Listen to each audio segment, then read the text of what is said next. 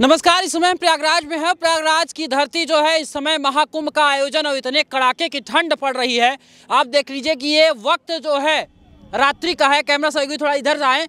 एक हमारे नागा भगवान जो है अभी स्नान करने की स्थिति में थे, तो हमने सोचा कि महाराज श्री से आशीर्वाद लेते हैं और जानने की कोशिश करते हैं कि जहाँ पे गृहस्थी लोग इस ठंड में अलाव ले रहे हैं, बड़ी गर्मी की जो है कपड़े ले रहे हैं, वहाँ पे हमारे ये भगवान जो भगवान शिव के एक तरीके से अनन्य उपासक हैं, आज ये माँ गंगा की गोद में आए। गुरुदेव, अगर हम ये कहें, माफ़ी चाहूँगा, ठंडी नहीं लगती? नहीं नहीं, ठंडी नहीं लगती है। कब लिए संन्यास? कब लिए संन्यास? जी, हमने 2021 में। 2021 में। तो कहाँ कहाँ जाना हुआ है आपका? नहीं, हर जगह जाती है हम लोग तो। हाँ, हर जगह जाती है। तो दीक्षा कहाँ पे लिया था? यही प्रयागराज में? नहीं, दीक्षा तो गुरुजी गुरु आश्रम पे देते हैं। गुरु आश्रम पे? तो कहाँ पे दीक्षा लिया था आपने? हमारा शिवपुर जिला रघुनाथपुर गांव के पास है हनुमान डाड़ा। ये कहाँ पे आएगा? कौन से राज्य में? ये आता है शिवपुर राज्य में। शिवपुर माधवपुर के पास एमपी में है अपना। अच्छा, एमपी में आता है। हाँ। अच्छा, आप बहुत सारे लोग जो देख रहे हैं कह रहे हैं कड़ाके की ठंड पड़ रही है, इस ठंड में ठिठुरन इतनी ज़्यादा है, लेकिन ऐसा क्या होता है कि जो है ठंड नहीं लगती आपको? ठंडे सब भोलेनाथ जी की कृपा रहती है।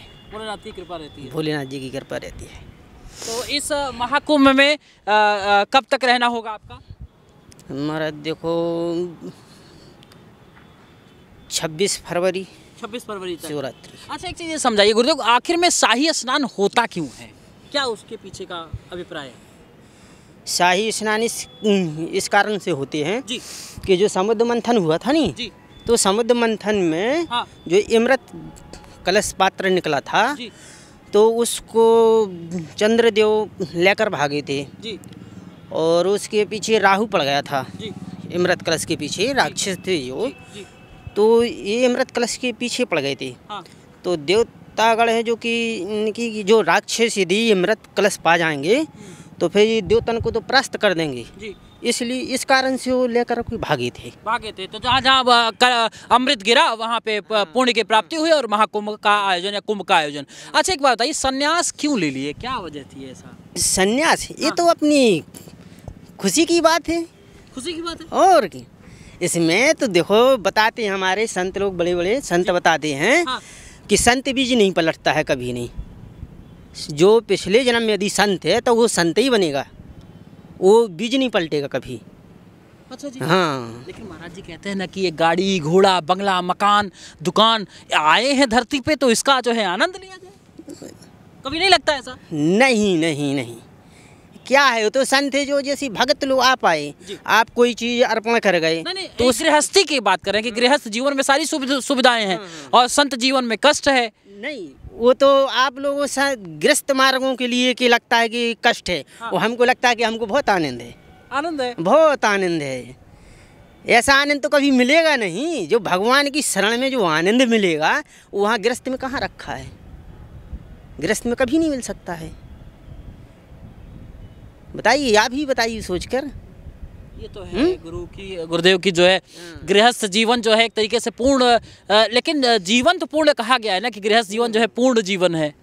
नहीं, ये तो अपना अपना विचार रहता है। देखो है नहीं, ये अपना अपना जो हर आदमी का, हर व्यक्ति का अपना अपना अलग अलग लक्ष्य रहता है नहीं। अच्छा, संन्यास लेने से पहले मैं माफ़ी चाहूँगा, मैं आपका छोटा बालक हूँ। ये जो संन्यास आपने लिया कुछ तो रहा होगा, किसकी वजह से लिया? या संन्यास जीवन से पहले अगर मैं ये जानना चाहूँ सीधे सीधे कि पढ़ाई लिखाई? नहीं, पढ़ाई लिखाई तो देखो नहीं की हमने जी। नहीं। जैसे पहले पढ़ते थे तो छोटे छोटे थे तो मान लो खेल कूदे में ज़्यादा मन था जी। कहाँ तक गुरुदेव पढ़े आप? लौकिक शिक्षा?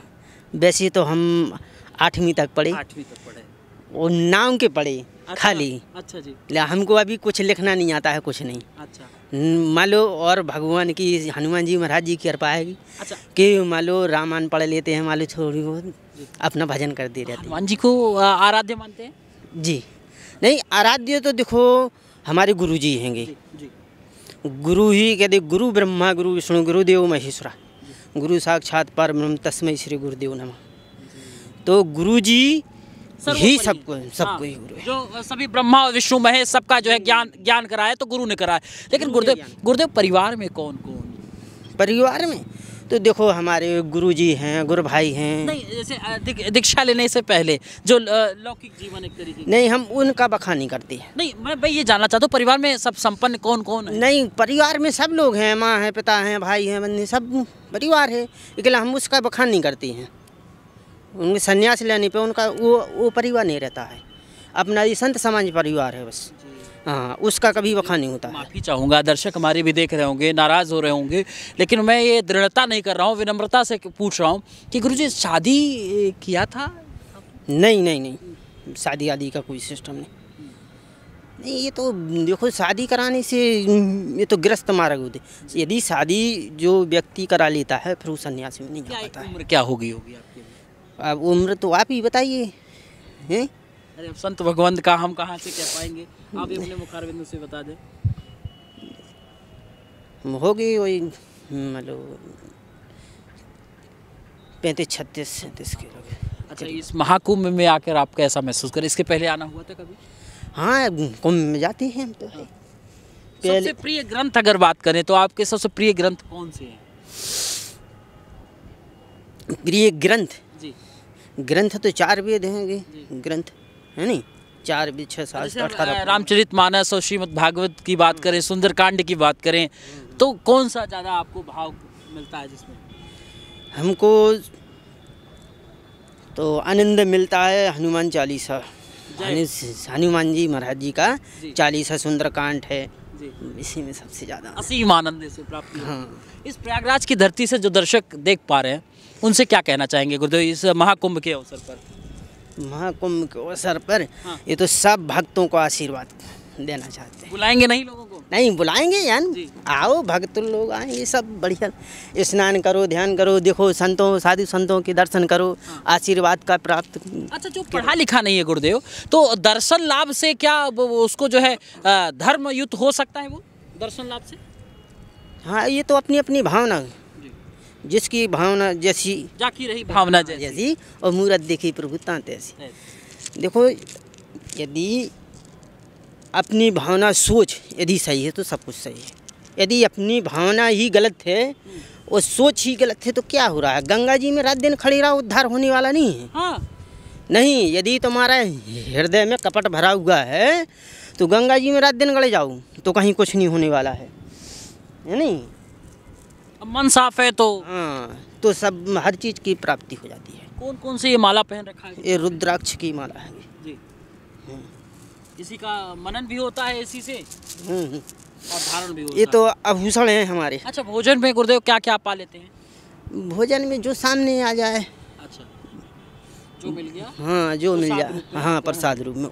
ऐसे साधारण और हमारे धर्म में जो संत हैं जो एकदम सरल हैं, कहते हैं ना संत सधा हुआ होना चाहिए, तो ऐसे सधे हुए संत से हमने विनम्र निवेदन किया कि पूज्य गुरुदेव जी थोड़ा सा चर्चा करना चाहते हैं, क्योंकि धर्म नगरी प्रयागराज में है, तो हमने सोचा कि प्रयागराज की इस पावन धरती से ऐसे संतों से भी चर्चा किया जाए, जाना जाए। देखिए आप, मैं पूरे एकदम लैश हूँ ठंड के कपड़े से, लेकिन हमारा यही तो धर्म है, यही तो सनातन धर्म है, यही तो परंपरा है कि दिगंबर संत इतनी कड़ाके की ठंड में माँ गंगा जी का मार्जन करना, जल अर्पण करना, उसके बाद में अपनी पूजा के लिए तैयार हो जाना। जीवन में तमाम प्रकार की सुख सुविधाएं चाहिए हमें, गाड़ी चाहिए, बंगला चाहिए, घोड़ा चाहिए, मकान चाहिए, बच्चों की शादी हो जाए, बच्चों का जो है अच्छा परिवार भरपूर जाए, ये तो हम कल्पना करते हैं। लेकिन अगर कष्ट की बात कहा जाए, धर्म अनुसरण की बात कह दी जाए और तप साधना की बात कह दी जाए तो हमें गुरेज लगता है। बहरहाल आइए, इस पावन धरती प्रयागराज से मैं आपको आमंत्रित करता हूं कि आप आइए, अपनों को साथ लाइए।